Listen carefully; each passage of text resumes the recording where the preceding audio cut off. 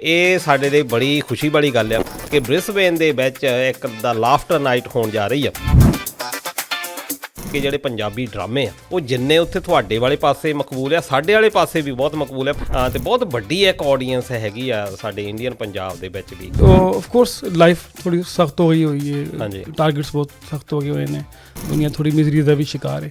हंसना से वैसे टाइम कट मिला तो लिहाजा एक स्पेशल अफेक्शन है। मेरी खुद तबीयत भी ऐसी है, दोस्त भी कुछ ऐसे ने।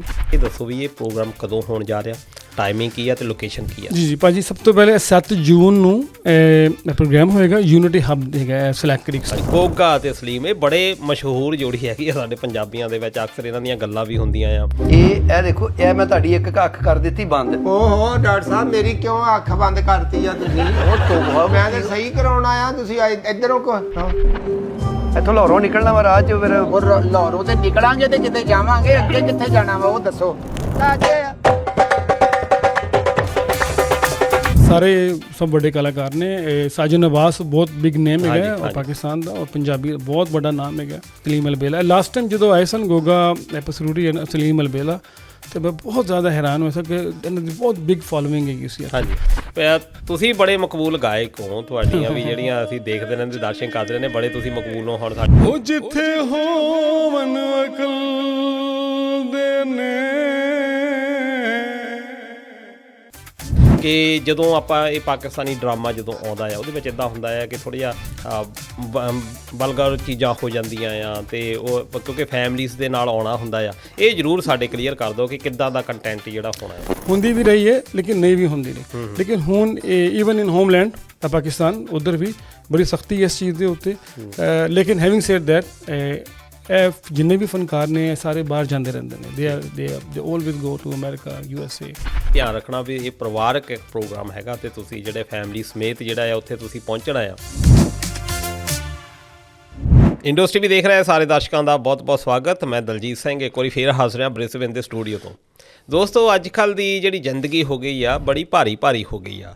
ਮਟੀਰੀਅਲ ਜਿਹੜਾ ਆ ਸਾਡੇ ਉੱਤੇ ਬੜਾ ਹਾਵੀ ਹੋ ਗਿਆ ਆ, ਤੇ ਹੱਸਣਾ ਨੱਚਣਾ ਟੱਪਣਾ ਅਸੀਂ ਕਿਸੇ ਹੱਦ ਤੱਕ ਵਿਸਾਰਦੇ ਜਾ ਰਹੇ ਹਾਂ, ਭੁੱਲਦੇ ਜਾ ਰਹੇ ਹਾਂ, ਜਾਂ ਕਹਿ ਲਓ ਕਿ ਸਾਨੂੰ ਮੌਕਾ ਹੀ ਨਹੀਂ ਮਿਲਦਾ ਵਿਦੇਸ਼ਾਂ ਦੇ ਵਿੱਚ।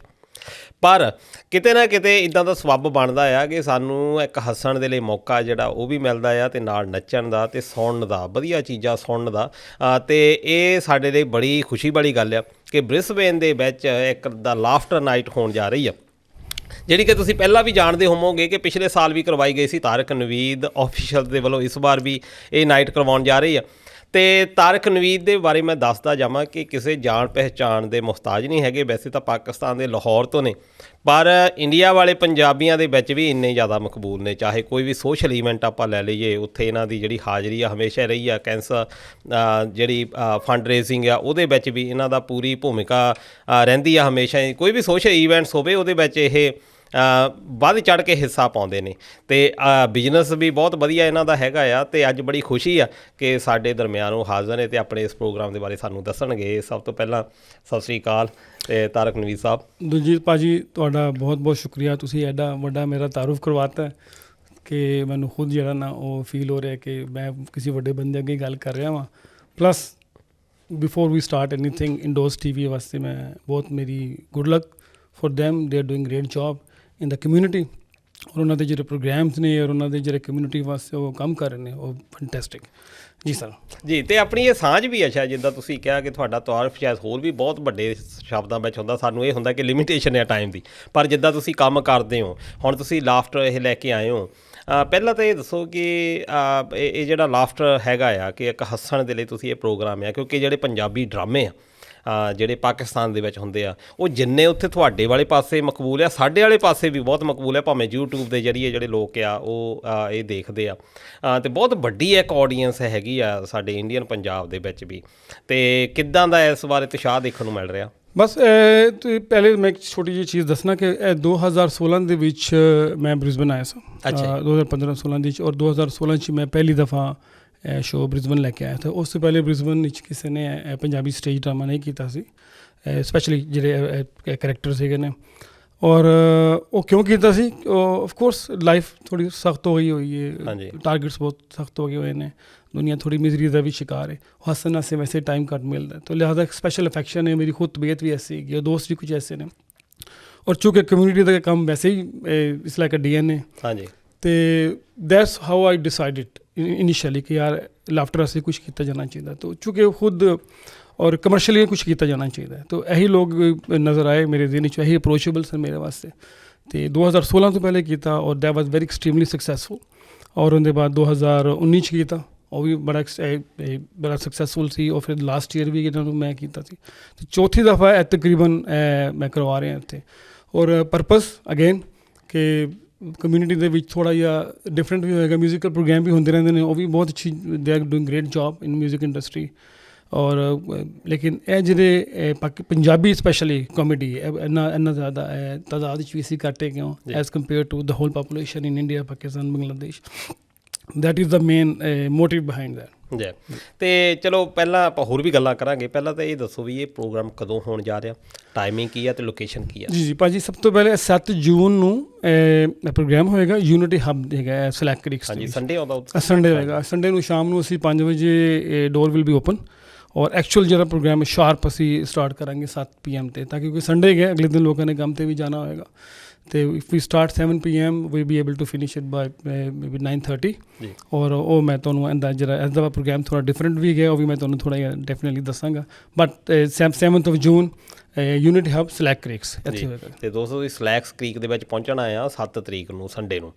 ਅਤੇ ਗੋਗਾ ਅਤੇ ਸਲੀਮ ਇਹ ਬੜੇ ਮਸ਼ਹੂਰ ਜੋੜੀ ਹੈਗੀ ਆ ਸਾਡੇ ਪੰਜਾਬੀਆਂ ਦੇ ਵਿੱਚ। ਅਕਸਰ ਇਹਨਾਂ ਦੀਆਂ ਗੱਲਾਂ ਵੀ ਹੁੰਦੀਆਂ ਆ। ਅਤੇ ਈਵਨ ਕਿ ਪੰਜਾਬੀ ਜਿਹੜੀਆਂ ਫਿਲਮਾਂ ਜਿਹੜੀਆਂ ਸਾਡੇ ਇੰਡੀਅਨ ਵਾਲੇ ਪਾਸੇ ਬਣਦੀਆਂ, ਇਹਦੇ ਵਿੱਚ ਬਹੁਤ ਵਧੀਆ ਇੱਕ ਤਰ੍ਹਾਂ ਨਾਲ ਭੂਮਿਕਾ ਦਿੱਤੀ ਆ ਅਤੇ ਬੜੀ ਸਲਾਹੀ ਵੀ ਗਈ ਆ। ਬਹੁਤ ਵਧੀਆ ਲੋਕਾਂ ਨੇ ਅਸੈਪਟ ਕੀਤੀ ਆ ਉਹ ਜਿਹੜੀ ਚੀਜ਼ ਆ। ਅਤੇ ਹੋਰ ਕਿਹੜੇ ਕਲਾਕਾਰ ਇਹਦੇ ਵਿੱਚ ਮੌਜੂਦਗੀ ਆਪਣੀ? ਕਲਾਕਾਰ ਸਾਰੇ ਸਭ ਵੱਡੇ ਕਲਾਕਾਰ ਨੇ। ਸਾਜਨ ਅਬਾਸ ਬਹੁਤ ਬਿਗ ਨੇਮ ਹੈਗਾ ਉਹ ਪਾਕਿਸਤਾਨ ਦਾ, ਔਰ ਪੰਜਾਬੀ ਬਹੁਤ ਵੱਡਾ ਨਾਮ ਹੈਗਾ।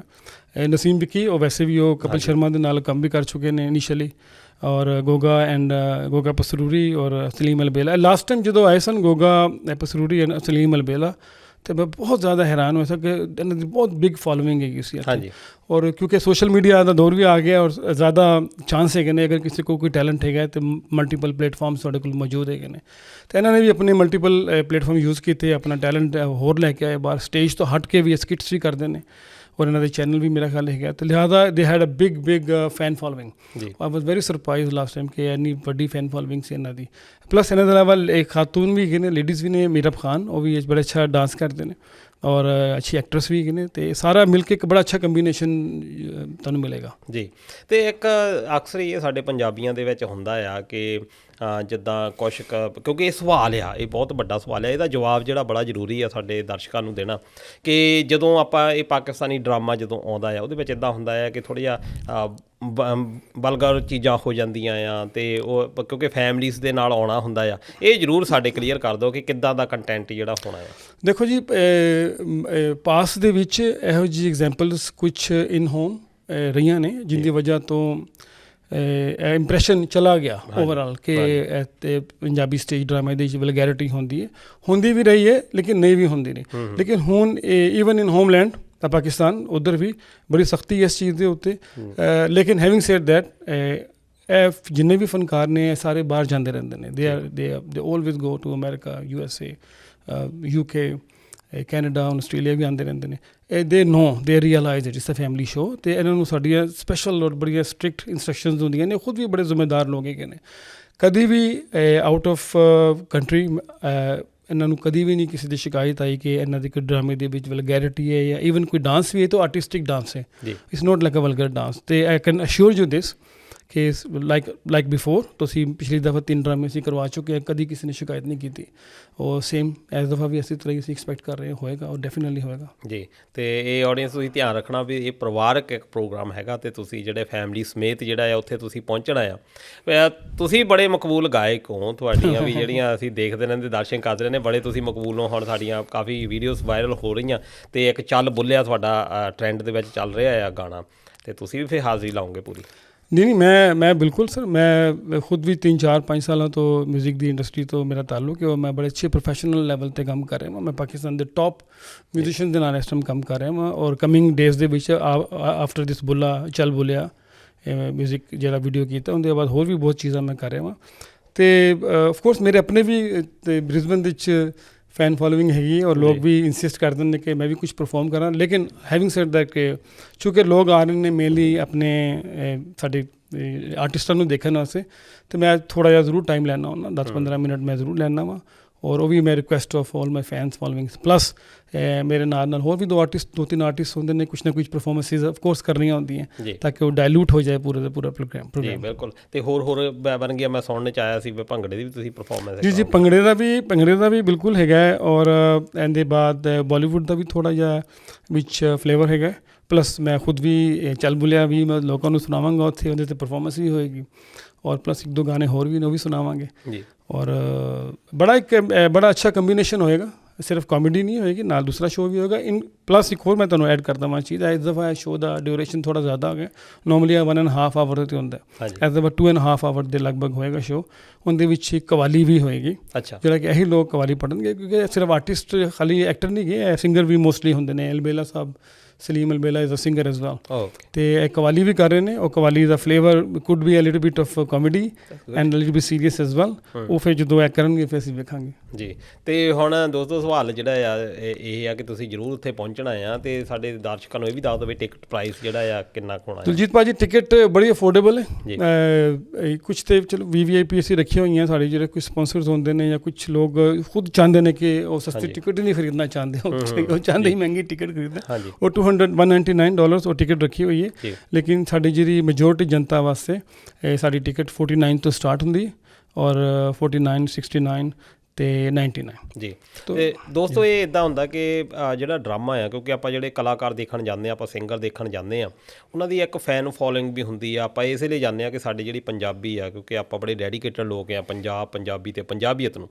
ਤੇ ਇਹ ਵੀ ਇੱਕ ਹਿੱਸਾ ਆ ਸਾਡੇ ਸਮਾਜ ਦਾ ਹਿੱਸਾ ਆ ਤੁਸੀਂ ਪੰਜਾਬ ਦੇ ਵਿੱਚ ਵੀ ਦੇਖਦੇ ਰਹੇ ਹੋ ਕਿ ਨੁੱਕੜ ਨਾਟਕ ਸਾਡੇ ਅਕਸਰ ਖੇਡੇ ਜਾਂਦੇ ਆ ਇਹ ਇਕੱਲਾ ਇਹੀ ਨਹੀਂ ਹੁੰਦਾ ਕਿ ਸਿਰਫ ਇੰਟਰਟੇਨਮੈਂਟ ਆ ਨਾਲ ਦੀ ਨਾਲ ਇੱਕ ਮੈਸੇਜ ਵੀ ਹੁੰਦਾ ਕਿ ਕਮਿਊਨਿਟੀ ਦੇ ਵਿੱਚ ਵਾਪਰ ਕੀ ਰਿਹਾ ਕਿ ਪਿਛਲੀ ਵਾਰ ਮੈਂ ਉੱਥੇ ਗਿਆ ਤੇ ਮੈਂ ਆਪ ਗਵਾਹੀ ਕੀਤੀ ਇਸ ਗੱਲ ਦੀ ਕਿ ਨਾਟਕ ਦੇ ਵਿੱਚ ਉਹਨਾਂ ਨੇ ਜਿਹੜੇ ਏਜੰਟਸ ਵਗੈਰਾ ਹੈਗੇ ਆ ਉਹਨਾਂ ਦੇ ਨਾਲ ਕਿੱਦਾਂ ਹੁੰਦੀ ਸਾਡੇ ਨਾਲ ਇੱਥੇ ਵਾਪਰਦਾ ਆ ਕਿ ਕਿੱਦਾਂ ਉੱਧਰੋਂ ਆਪਾਂ ਆਉਂਦੇ ਆ ਤੇ ਇਹ ਇੱਕ ਕਹਿ ਲਓ ਕਿ ਹਾਸਲ ਸੀ ਕਿ ਕਿੱਦਾਂ ਦੀ ਸਾਡੀ ਲਾਈਫ ਹੈਗੀ ਆ ਨਾਟਕ ਕੋਈ ਇਹ ਨਹੀਂ ਹੁੰਦਾ ਕਿ ਅਸੀਂ ਚੰਨ 'ਤੇ ਰਹਿਣ ਵਾਲੇ ਲੋਕਾਂ ਦੀ ਜਾਂ ਕਿਸੇ ਹੋਰ ਪਲੈਨਟ 'ਤੇ ਰਹਿਣ ਵਾਲੇ ਲੋਕਾਂ ਦੀ ਗੱਲ ਕਰਨੀ ਆ ਸਾਡੀਆਂ ਹੀ ਗੱਲਾਂ ਹੁੰਦੀਆਂ ਆ ਤੇ ਉਹਦੇ ਤੋਂ ਅਸੀਂ ਮੈਸੇਜ ਵੀ ਲੈ ਕੇ ਜਾਣਾ ਹੁੰਦਾ ਤੇ ਤਾਰਕ ਨਵੀਦ ਸਾਹਿਬ ਤੁਹਾਡਾ ਬਹੁਤ ਬਹੁਤ ਧੰਨਵਾਦ ਜਾਂਦੇ ਸਾਡੇ ਦਰਸ਼ਕਾਂ ਨੂੰ ਕੁਝ ਕਹਿਣਾ ਹੋਵੇ ਮੈਂ ਬਸ ਜਾਂਦੇ ਇੱਕ ਮੈਸੇਜ ਤੋਂ ਪਹਿਲੇ ਮੈਂ ਕੁਝ ਗੁਨਗੁਨਾਉਣਾ ਚਾਹਾਂਗਾ ਮੇਰਾ ਜਿਹੜਾ ਚੱਲ ਬੁਲਿਆ ਦਾ ਸੌਂਗ ਸੀ ਕੁਝ ਥੋੜ੍ਹਾ ਜਿਹਾ ਤਾਂ ਕਿ ਲੋਕਾਂ ਨੂੰ ਪਤਾ ਚੱਲੇ ਕਿ ਵੀ ਤੁਹਾਨੂੰ ਵੀ ਸੁਣਨਾ ਆ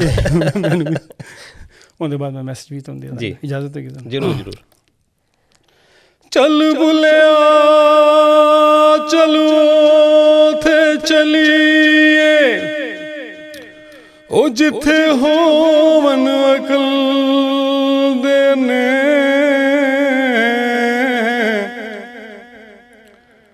ਨਾ ਕੋਈ ਤੇਰੀ ਜ਼ਾਤ ਪਛਾਣੇ ਤੇ ਬੁਲਾ ਨਾ ਕੋਈ ਤੈਨੂੰ ਮੰਨੇ ਉਹ ਇਸ਼ਕ ਬੁਲੇ ਨੂੰ ਨਚਾਵੇ ਯਾਰ ਉਹ ਇਸ਼ਕ ਬੁਲੇ ਨੂੰ ਨਚਾਵੇ ਯਾਰ ਤੇ ਨੱਚਣਾ ਪੈਂਦਾ ਏ ਉਹ ਇਸ਼ਕ ਬੁੱਲੇ ਨੂੰ ਨਚਾਵੇ ਯਾਰ ਤੇ ਨੱਚਣਾ ਪੈਂਦਾ ਏ ਜਦੋਂ ਸਾਹਮਣੇ ਹੋਵੇ ਯਾਰ ਤੇ ਨੱਚਣਾ ਪੈਂਦਾ ਏ ਜਦੋਂ ਮਿਲ ਜਾਵੇ ਦਿਲਦਾਰ ਤੇ ਨੱਚਣਾ ਪੈਂਦਾ ਏ ਬਹੁਤ ਸ਼ੁਕਰੀਆ ਜੀ ਬਹੁਤ ਵਧੀਆ ਦੋਸਤੋ ਇਹ ਇਕੱਲਾ ਆਪਾਂ ਡਰਾਮਾ ਨਹੀਂ ਸੁਣਨਾ ਅਸਲ ਵਿੱਚ ਤਾਂ ਮੈਂ ਇਹ ਚਾਹੁੰਦਾ ਸੀ ਉੱਥੇ ਤੁਹਾਨੂੰ ਸਰਪ੍ਰਾਈਜ਼ ਹੀ ਦਿੰਦੇ ਪਰ ਪਿਛਲੀ ਵਾਰ ਵੀ ਬਹੁਤ ਵਧੀਆ ਤੁਸੀਂ ਕੀਤਾ ਪਰਫਾਰਮੈਂਸ ਸਾਡੀ ਬੜੀ ਸਲਾਹੀ ਗਈ ਆ ਪਿਛਲੇ ਪ੍ਰੋਗਰਾਮ ਦੇ ਵਿੱਚ ਤੇ ਗੱਲਾਂ ਬਾਤਾਂ ਹੋਰ ਵੀ ਆਪਾਂ ਕਰਨ ਨਹੀਂ ਆਇਆ ਕਿਤੇ ਆਪਾਂ ਬਕਾਇਦਾ ਇਸੇ ਗੱਲ ਤੁਹਾਡੀ ਗਾਇਕੀ ਦੇ ਉੱਤੇ ਇੰਟਰਵਿਊ ਕਰਾਂਗੇ ਜਦੋਂ ਵੀ ਹੁਣ ਕਦੀ ਮੌਕਾ ਮਿਲਿਆ ਤੇ ਸਾਡੇ ਦਰਸ਼ਕਾਂ ਨੂੰ ਹੁਣ ਸੱਦਾ ਜ਼ਰੂਰ ਦੇ ਦਿਓ ਕਿ ਜ਼ਰੂਰ ਉਹ ਪਹੁੰਚਣ ਸਲੈਕਟ ਕ੍ਰੀਕ ਦੇ ਵਿੱਚ ਬਸ ਮੈਂ ਵੀ ਕਿਸੇ ਵੀ ਸਾਡੇ ਭੈਣ ਭਾਈ ਜਿਹੜੇ ਇੱਥੇ ਗਏ ਨੇ ਅਸੀਂ ਵੀ ਉਸੇ ਤਰ੍ਹਾਂ ਹੀ ਕੰਮ ਕਰਨੇ ਆ ਬਿਜ਼ਨਸ ਕਰਨੇ ਆ ਜੌਬਸ ਕਰਨੇ ਆ ਔਰ ਆਪਣਾ ਇੱਕ ਪੈਸ਼ਨ ਹੈਗਾ ਜਿਹੜਾ ਕਿ ਇਹੋ ਜਿਹੇ ਸ਼ੋਜ਼ ਲੈ ਕੇ ਆਉਂਦੇ ਆ ਤਾਂ ਕਿ ਉਹ ਤੁਹਾਡੇ ਵਾਸਤੇ ਲੈ ਕੇ ਆਉਂਦੇ ਆ ਤਾਂ ਕਿ ਤੁਸੀਂ ਸਭ ਲੋਕ ਆਓ ਔਰ ਵੇਖੋ ਔਰ ਸਪੋਰਟ ਕਰੋ ਤਾਂ ਕਿ ਅਸੀਂ ਇਹ ਕੰਮ ਮੁਸਲਸਲ ਜਾਰੀ ਰੱਖੀਏ। ਕਈ ਲੋਕ ਸ਼ੁਰੂ ਕਰਦੇ ਨੇ, ਉਹ ਥੋੜ੍ਹਾ ਡਿਸਅਪੁਆਇੰਟ ਹੋ ਜਾਂਦੇ ਨੇ, ਬੰਦ ਕਰ ਦਿੰਦੇ ਨੇ, ਲੇਕਿਨ ਮੈਂ ਪਿਛਲੇ 10 ਸਾਲ ਤੋਂ ਕਰ ਰਿਹਾ ਹਾਂ ਔਰ ਮੈਂ ਕਰਦਾ ਰਹਾਂਗਾ ਜੀ। ਤੇ ਸਾਡੀ ਜਿਹੜੀ ਸਪੋਰਟ ਹੈ ਇੰਡੋ ਟੀਵੀ ਦੇ ਵੱਲੋਂ ਤੁਹਾਨੂੰ ਸਦਾ ਹਮੇਸ਼ਾ ਹੈਗੀ ਆ, ਕਿਉਂਕਿ ਅਸੀਂ ਵੀ ਜਾਣਦੇ ਹਾਂ ਇਸ ਗੱਲ ਦੇ ਵਿੱਚ, ਇੱਥੇ ਕਮਾਉਣ ਨੂੰ ਇਹ ਕੰਮ ਨਹੀਂ ਹੁੰਦੇ, ਜਿਹੜੀ ਇਹ ਲੀਹ ਤੋਂ ਹਟ ਕੇ ਜਿਹੜੇ ਕੰਮ ਹੁੰਦੇ ਆ ਉੱਥੋਂ ਪੱਲਿਓ ਪੈਸੇ ਵੀ ਜਾਂਦੇ ਆ। ਆਪਾਂ ਦੋਸਤੋ ਇਹੀ ਕਰਨਾ, ਇਹ ਜਿਹੜਾ ਇਹ ਕੰਮ ਕਰਦੇ ਆ ਆਪਾਂ ਇਹਨਾਂ ਦਾ ਹੌਸਲਾ ਅਫਜ਼ਾਈ ਕਰਨੀ ਆ ਉੱਥੇ ਪਹੁੰਚ ਕੇ ਵੱਡੀ ਗਿਣਤੀ ਦੇ ਵਿੱਚ, ਤਾਂ ਕਿ ਜਿਹੜੇ ਅੱਗੇ ਤੋਂ ਵੀ ਇਹ ਸਾਡੀ ਇੱਦਾਂ ਹੀ ਪੰਜਾਬੀ ਦੀ ਸੇਵਾ ਕਰਦੇ ਰਹਿਣ, ਕਿਉਂਕਿ ਇਕੱਲਾ ਪੰਜਾਬ ਜਿਹੜਾ ਆ ਇੱਧਰਲੇ ਪਾਸੇ ਦਾ ਨਹੀਂ, ਇਦੋਂ ਵੱਡਾ ਪੰਜਾਬ ਦੂਜੇ ਪਾਸੇ ਆ। ਅਤੇ ਇਸ ਪੰਜਾਬ ਸਾਂਝੀਵਾਲਤਾ ਦੀ ਆਪਾਂ ਗੱਲ ਕਰਨੀ ਆ, ਭਾਈਚਾਰਕ ਸਾਂਝ ਦੀ ਗੱਲ ਕਰਨੀ ਆ, ਅਤੇ ਇਹੋ ਜਿਹਾ ਪ੍ਰੋਗਰਾਮ ਅਸੀਂ ਪ੍ਰਮੋਟ ਕਰਾਂਗੇ ਅਤੇ ਸਾਡੀ ਭਾਈਚਾਰਕ ਸਾਂਝ ਹੈ ਜਿਹੜੀ ਉਹ ਵੀ ਬਰਕਰਾਰ ਰਹੇਗੀ। ਅਤੇ ਬਹੁਤ ਬਹੁਤ ਧੰਨਵਾਦ ਤਾਰਿਕ ਸਾਹਿਬ, ਅਤੇ ਹੁਣ ਤੁਹਾਨੂੰ ਮਿਲਾਂਗੇ ਸਲੈਕਟ ਸਪੀਕ ਦੇ ਵਿੱਚ। ਬਹੁਤ ਸ਼ੁਕਰੀਆ, ਥੈਂਕ ਯੂ।